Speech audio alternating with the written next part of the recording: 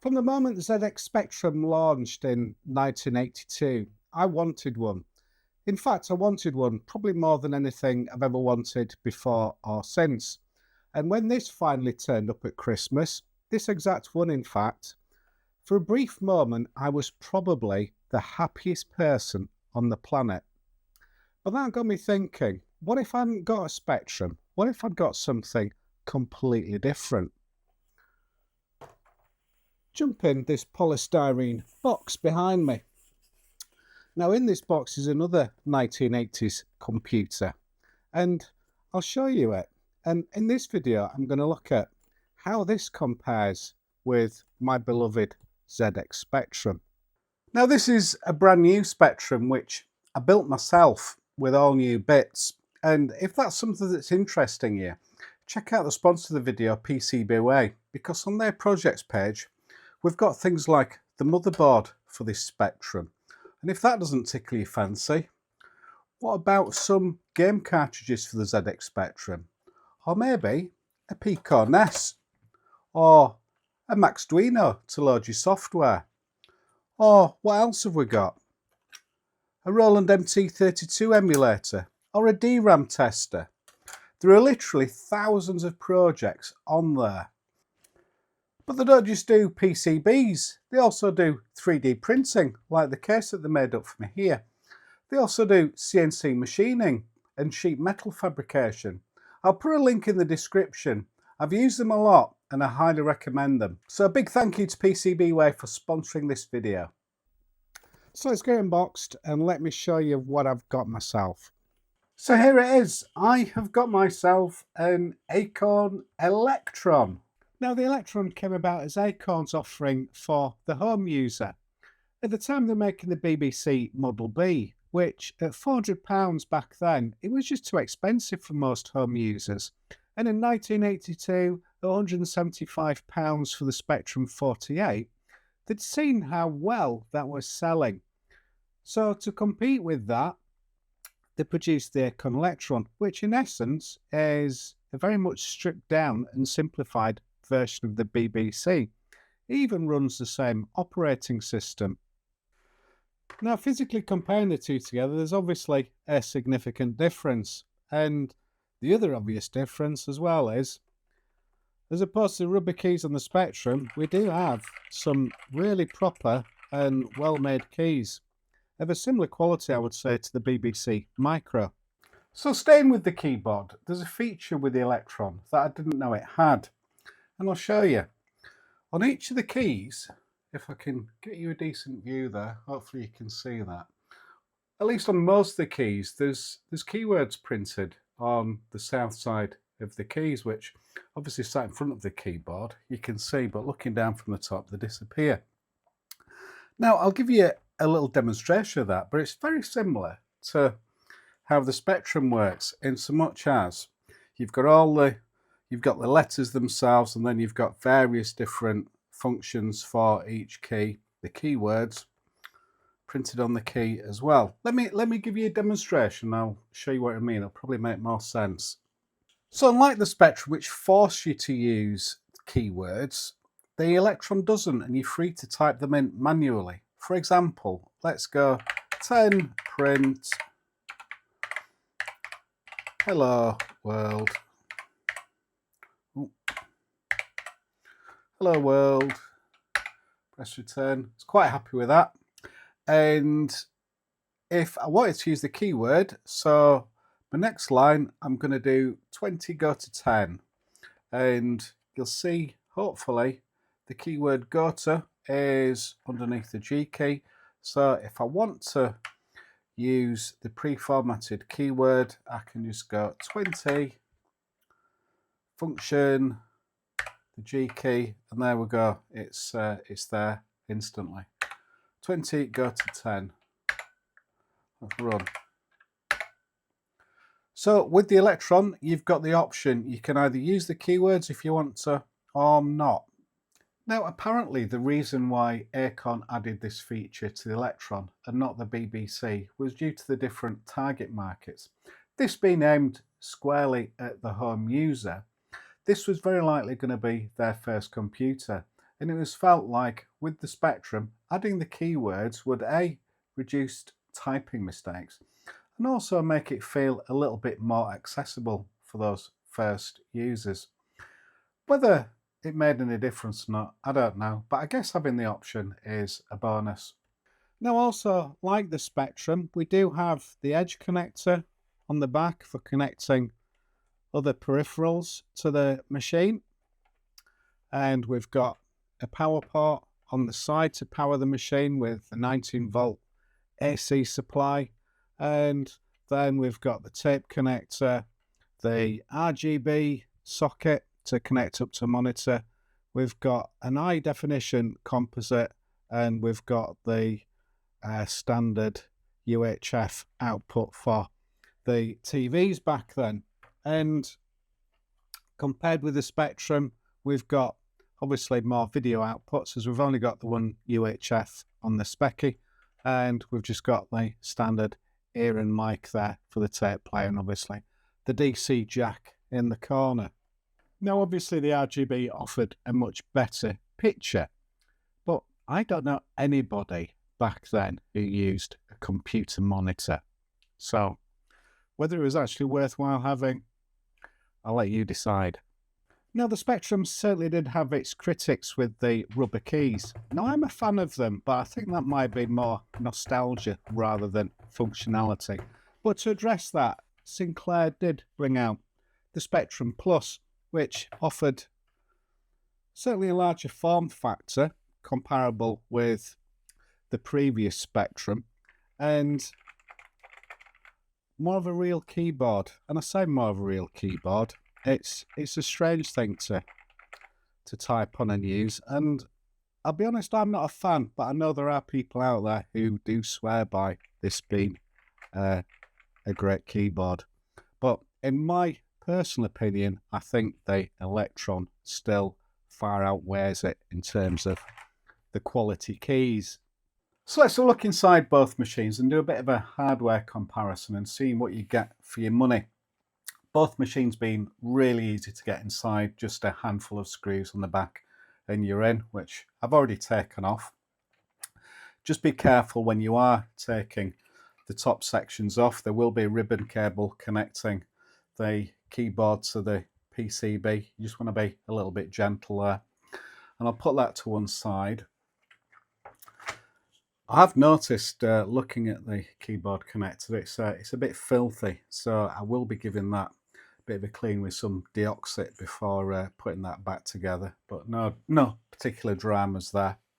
So looking round the board itself, we've got the power supply board obviously off to the right hand side, which we don't really need to worry about. It's just doing the +5 and -5 volts, and the 19-volt AC out to the rear edge connector at the back.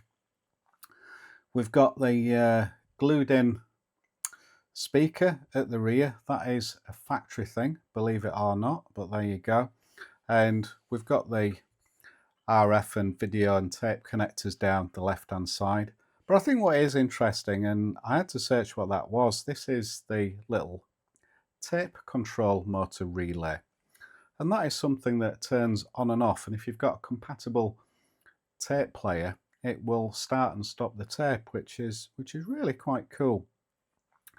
We've got a selection of logic chips and other bits and pieces going on, but up at the top we've got the combined MOS and language ROM. Unlike the BBC Micro, this is combined into one 32K ROM, whereas on the BBC it's two 16K ROMs. So you can't on the Electron swap and change your language ROM. But I do believe there has been people more recently produce ROMs where you do have that option should you wish to do so. But back in the day, you are stuck with BBC Basic unless you're going to start expanding the machine, which we'll come to later. Next to it then, we've got the 6502 CPU running at 2 MHz. And then this big chip here is the ULA, or Uncommitted Logic Array. And that controls lots of different things like the video and memory, to name but a couple of things. And down here we've got 1, 2, 3, 4 memory chips. Now, for those of you quite knowledgeable about computers, you're probably wondering, it's an 8-bit computer, but there's only 4 RAM chips.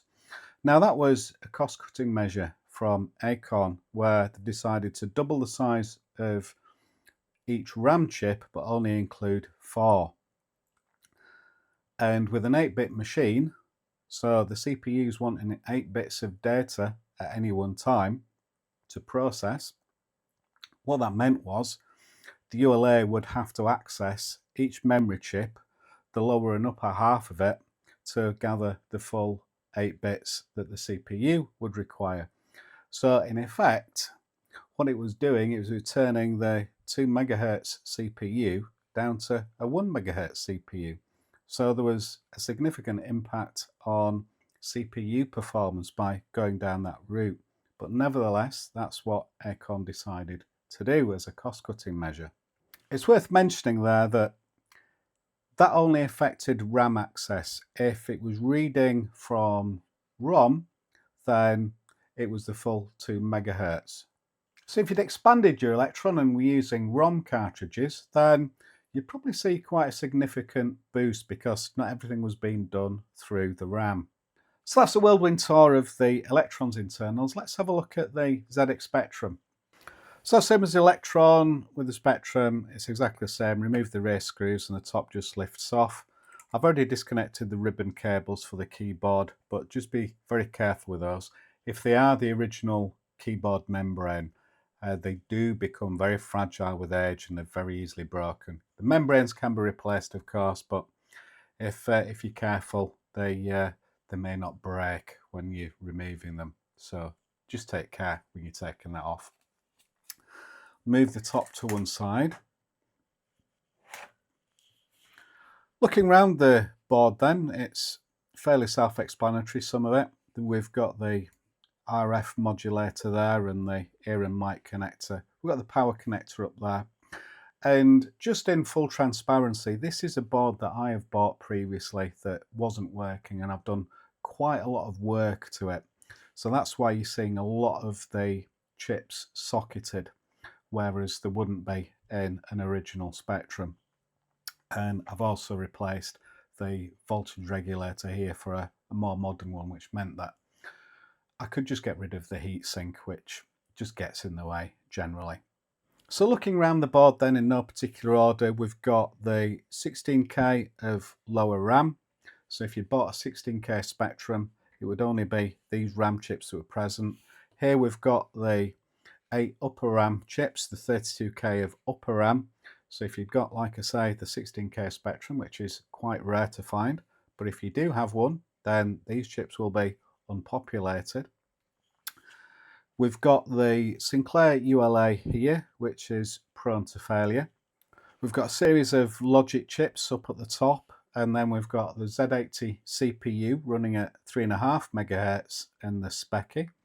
So next we've got the Sinclair ROM, which holds the language and machine operating system, just like the Electron. And then moving down finally to the bottom right, we've got the tiniest, weediest little speaker you've probably ever seen. So compare the two side by side, the Spectrum does seem to have its advantages over the Electron.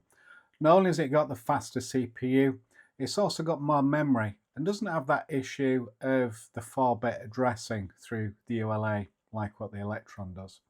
But let's put that together and see how that plays out in the real world. Let's try some programming to compare the two.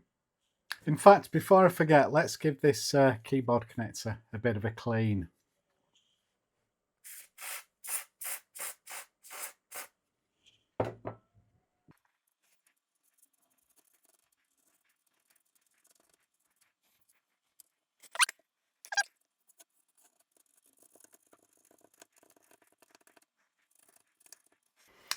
Magic. So I have written here what is arguably a very basic program to see how quickly the Electron can count from 1 to 1,000. And then we'll do the same with the Spectrum and see how that compares. So let's give it a whirl and then we'll do the same with the Spectrum.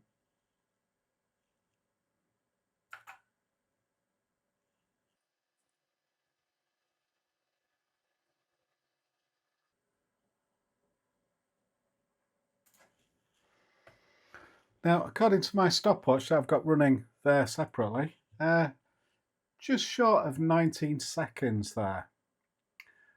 Let's do the same on the Spectrum and see what that comes back as. So I've got a similar program ready on the Specky. Let's see how this one does. Go.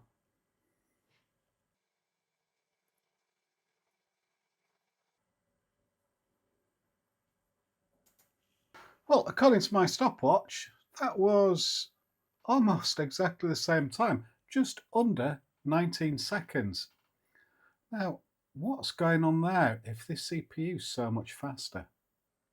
Now that perplexed me, so I thought I would try messing with it a little bit more. And you can see here I've removed the print screen command. And I'm not going to labour the point, but that's lightning quick. And I tried the same on the Spectrum, and the Electron is significantly faster than the Spectrum.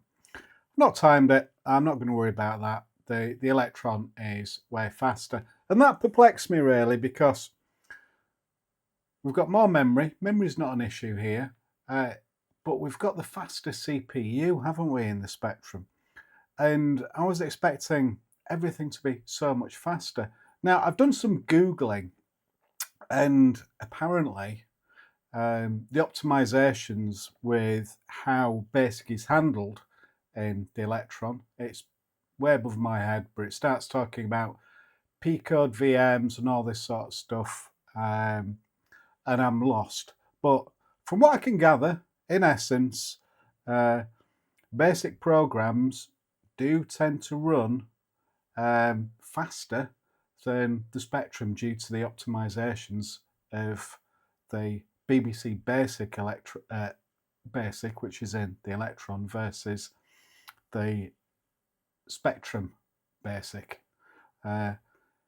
Feel free to Google it. It's beyond me. I started getting lost reading it. I certainly want to try and explain it. But it would seem the benefits of the faster CPU in the Spectrum only tend to make a real appearance once the machines are running machine code, and then apparently that's when the Spectrum takes over. But I've got no ability and talent in writing machine code. I'm just getting by with simple basic programs. So hopefully the internet's correct there with what I've researched there. But I think I'm going to leave that one there. So if you're a basic programmer, then maybe the Electron would have been the better choice. So let's move on then and talk about the real reason I wanted a computer back in the 80s, and probably why you did too, and that's to play games. And to play games, you probably wanted to get yourself one of these, a fine example of a zip stick. And as we've already seen, there's nowhere natively on the Electron or the Spectrum to plug in the joystick. To do that, you'd need to get yourself an interface. On the Electron, plugged in the back, and it was called a +1. And for that, for £60, you got yourself a joystick port, and you got yourself 2 ROM cartridge slots as well. I don't have one of those to show you, but I'll try and bring up a picture and show you what they look like. But what I can show you is what I have for the ZX Spectrum, which is this here. And this is the Sinclair's offering, which is an interface too. And we've got the 2 joystick ports here. It's got the covers on. Still needs to clean out. I'll be told off because the last time I featured this in a video it was still filthy, and it's still filthy. But never mind, it works. And we've also got a ROM cartridge slot, as you can see there. Now, ROM software for the Spectrum did make a brief appearance, but wasn't very popular due to the high cost of them. And I don't have any, and they go for silly money now on eBay. So if you see any going cheap, you might want to get yourself one, but you'll have to be very lucky indeed. But what I do have is these, which are, they just plug in just exactly the same into the slot there, and I've programmed these with a selection of games that I can just pick and select using the dip switches. But we won't get too sidetracked with that. If you're interested in that, then do check out the sponsored video, PCB Way, because these are the guys who made these PCBs for me. Highly recommended. And there's a ton of other projects as well on there. The other thing that's worth mentioning is the Interface 2, the offering from Sinclair, that was £30. And when you start to add everything up, £30 for the interface, £175 for the computer, that's just over £205. Whereas for the Electron, we're talking a launch price of £200, and then adding an interface, not an interface one, is it? For the Electron, it's the plus one. Adding another £60, that's £260. So with a Spectrum and a joystick interface, you've got the cost of an Acorn Electron. It's a consideration, isn't it, back in the day? The other thing worth mentioning as well is there is very little joystick support for Acorn Electron games. Whereas on the Spectrum, there is absolutely tons of support. Most games you can use a joystick with it. So that's it, enough waffle. Let's have a look at some of my favourite Spectrum games and see how that stacks up and compares with the Electron. So to make this software loading as period correct as I possibly can for you, I was going to use this Acorn data recorder. However, I have a distinct lack of Electron software. I've got plenty of BBC titles on tape, such as Frack here, but when it comes to Electron software, I have very little. And looking at the prices there on eBay, it just wasn't worth me fishing around trying to put it all together. So we won't be using the data recorder. We'll be using the Arduino Nano, which I built here previously. If you're interested in that, I did do a video on it a while back, so look back in my history and I'm sure you'll find it. It basically acts as a tape simulator. So you stick software in on the SD card and Bob's your uncle.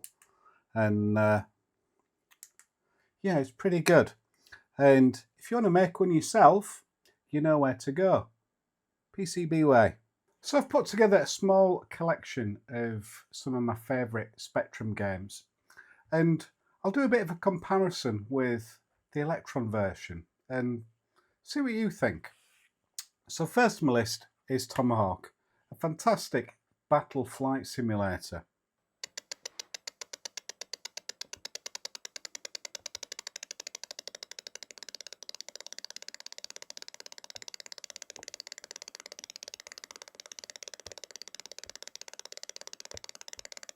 Sadly, this was never released to the Electron, so we'll put that to one side. Next on my list, Contact Sam Cruise, another great game that I love playing.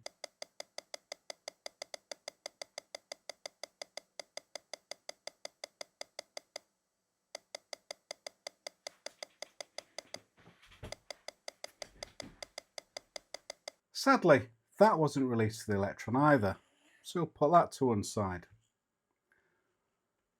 Next on my list, Back to School.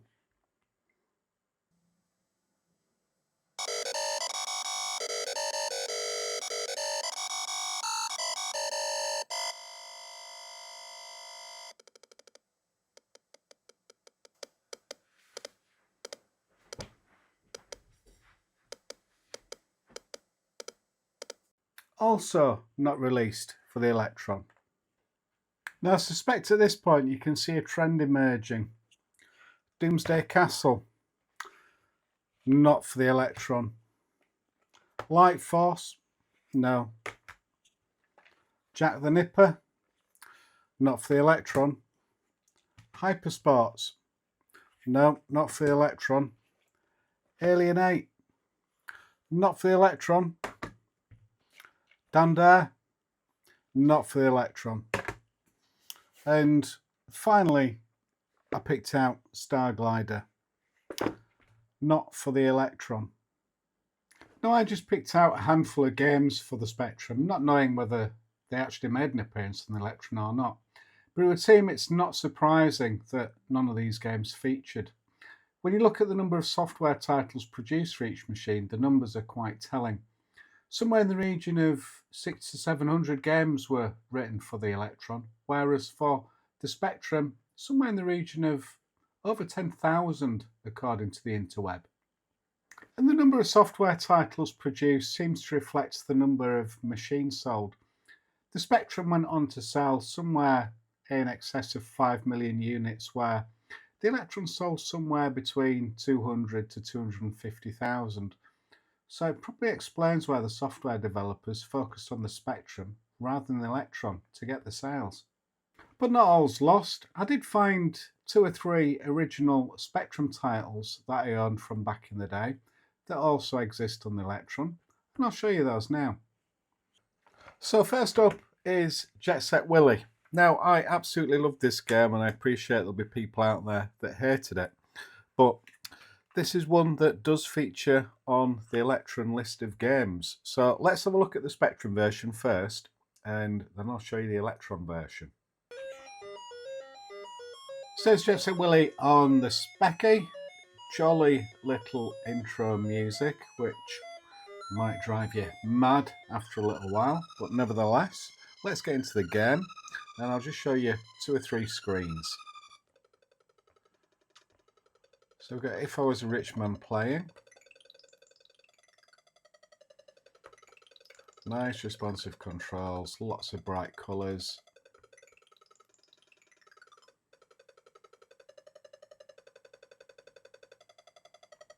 Let's just go through into the kitchen.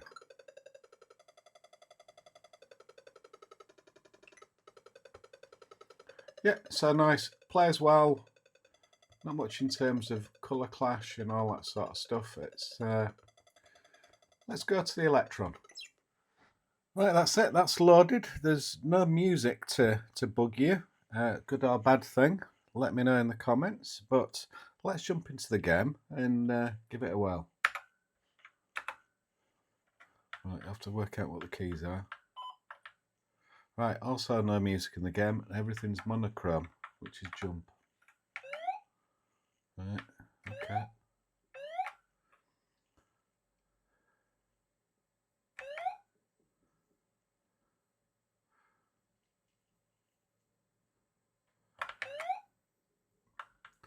Well, apart from everything being monochrome and there being almost no sound, it plays pretty well. Let's go through into the kitchen. Yeah. So everything's monochrome, but other than that, everything seems to play quite well, and it does look very much like the Spectrum version.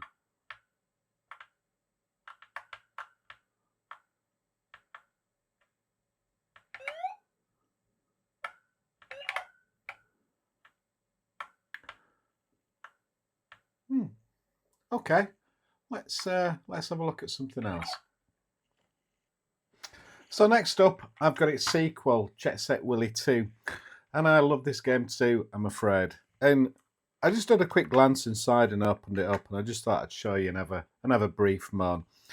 This is the copy protection card. It'd give you a code on the screen like F3, and you'd have to type in the code before the game would start by putting the colours in correctly. If you got it wrong, then the game would just crash.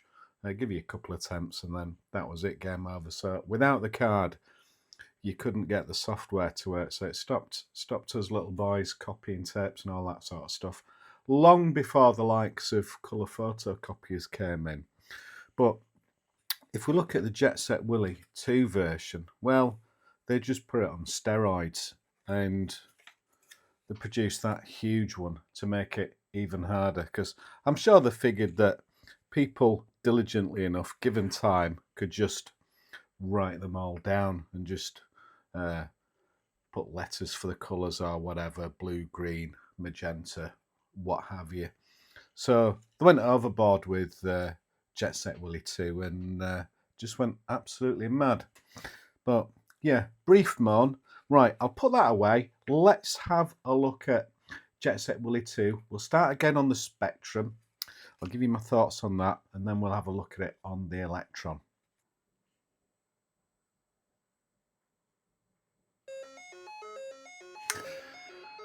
So once again, jolly bit of intro music. Let's get into the game and give it a whirl.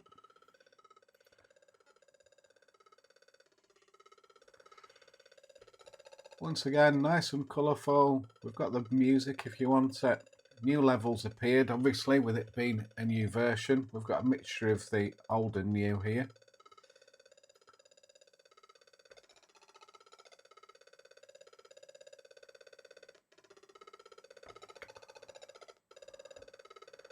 Let's see if we can get down to the kitchen. Yeah, it just plays absolutely lovely.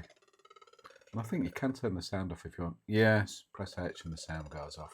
So you don't have to suffer it internally. Yep. Let's have a look at the Electron version. So here we've got the splash screen for Jet Set Willy 2 for the Electron. Once again, no music, but let's give the game a try. And same again, no music, and everything's monochrome. The controls feel nice. This time we've got a hole in the ground, so that's different.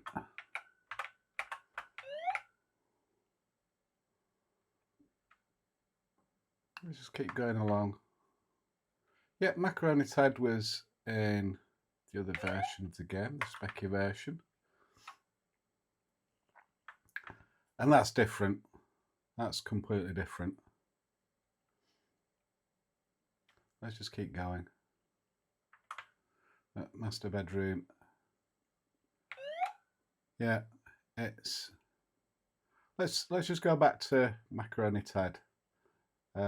Sorry, not Macaroni's head. Whatever this room's called through here. And let's just go through the floor.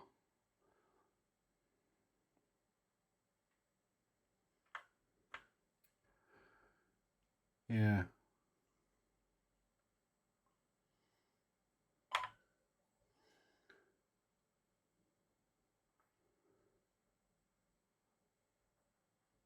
Let's just do another room or two.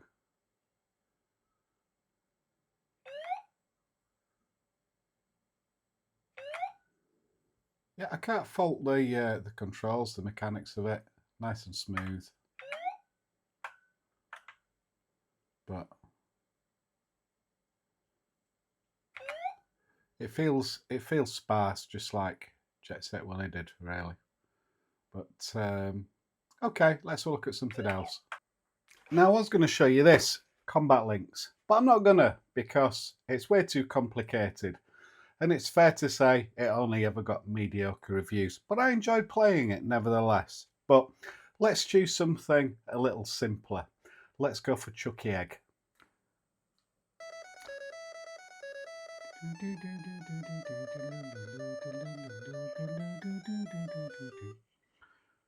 Right, this is Chucky Egg for the ZX Spectrum. Let's just quickly redefine the keys. And I'll show you the first level. Absolute brilliant game. Moves are wonderful. Controls perfect.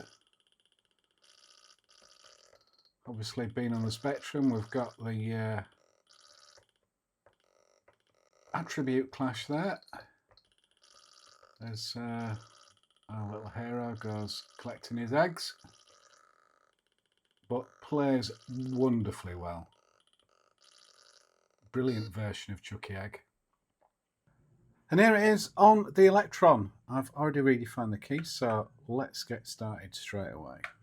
Let's go for one player.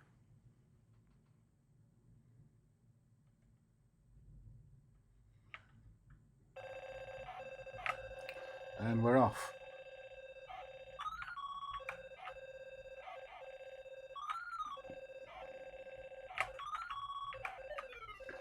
Well, straight away you're not getting the attribute clash that you get from the Spectrum. In-house Harry's a bit flickery, but nevertheless it's all looking pretty good. Controls are brilliant as well. Plays wonderfully. I'll just play it a little bit more. It really is superb.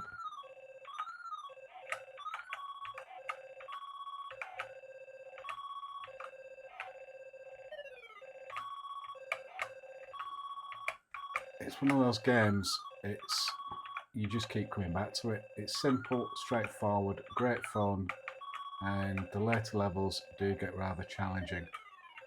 So this is first rate on both computers. Now obviously there were games released for the Electron that never made it to the Spectrum, and some of them were supposedly excellent.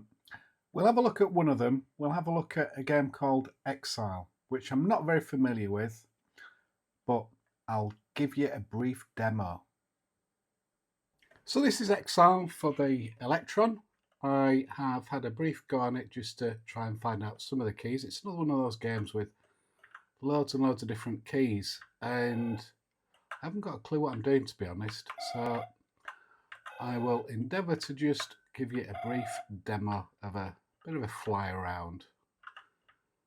It's all sort of like gravity and physics based. It feels quite good to play, even though, like I say, I don't have a clue what I'm doing, and I know there's going to be a laser around here that's going to kill me, probably. Yeah,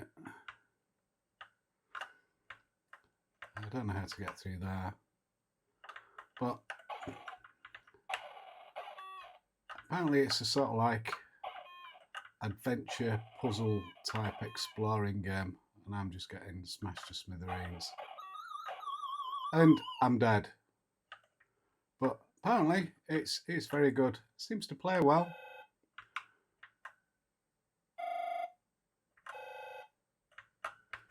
Just helps if you know what you're doing. So that's Exile for the Electron.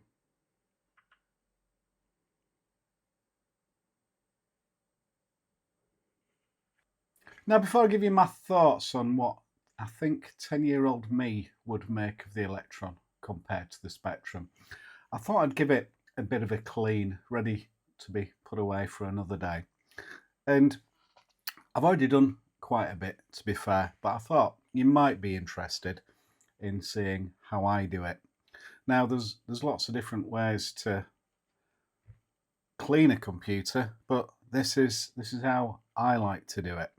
And I've got myself some IPA, isopropyl alcohol, and how I like to do it is using these little sponges.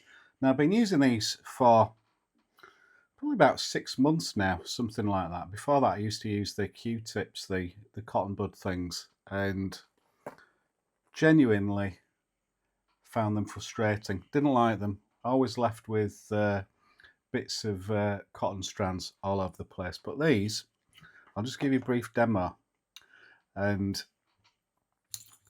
get a bit of IPA on the sponge itself. And I don't know if you can make out from the camera, but as you'd expect from a 40-year-old computer, especially in cream, there's quite a lot of dirty marks on it.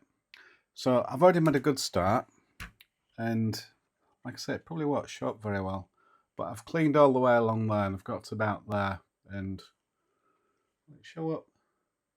I don't know. But anyway, how I like to do it is like follows. So I've got a bit of IPA on the sponge, and then it's just a case of very gently just massaging away, and very time consuming, but I find it gives an excellent job when it's done. And as you can see, it's already, well, can you see? I don't know. Will it focus on the sponge? Yeah, it's already starting to pick up quite a lot. You'll go through quite a few of these sponges doing it, but I think it's a really good technique. Let me know in the comments if you've tried these yourselves and what you think of it. If you haven't and you're using cotton buds, I do recommend you giving it a try. So I'll give this a bit of a clean, and I'll come back to you with my thoughts on the Electron once I'm done. So that's probably taken me a couple of hours there, but let me show you the end result. I think it looks quite stunning.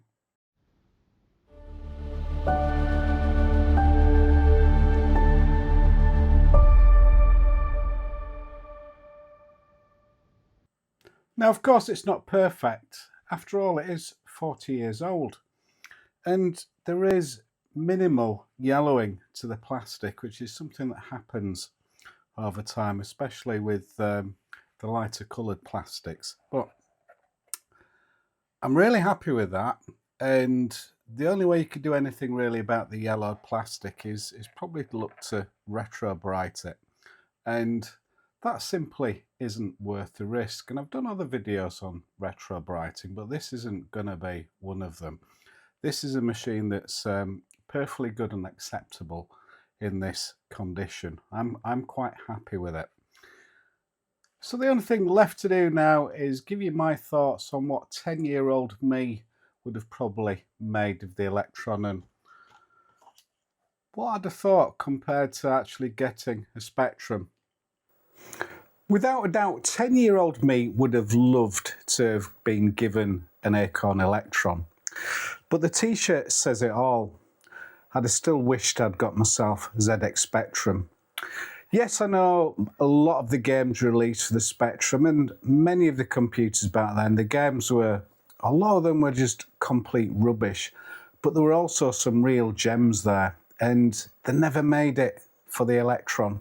And that to me is a deal breaker. On top of that, the colour palette of the Spectrum is bigger, and it just made games look more vibrant and colourful. And then there's the sound that's lacking. And I googled the explanation as to why that is the case, and it seems to be how sound is processed on the Electron, that it would have slowed the games down to have end-game music. I don't know. If you're interested in that, have a look. But the lack of sound, the less vibrant colours, I can live with the colour clash. And maybe if I wasn't so much a gamer and I was into programming and that close integration with the BBC Micro, maybe I'd have wanted the Electron more than the Spectrum. But that wasn't me. I'm a gamer, and I'm really lucky I got a Spectrum. So I hope you enjoyed having a look at the Electron alongside the Spectrum, and let me know in the comments if you agree with me and the Spectrum was the better choice.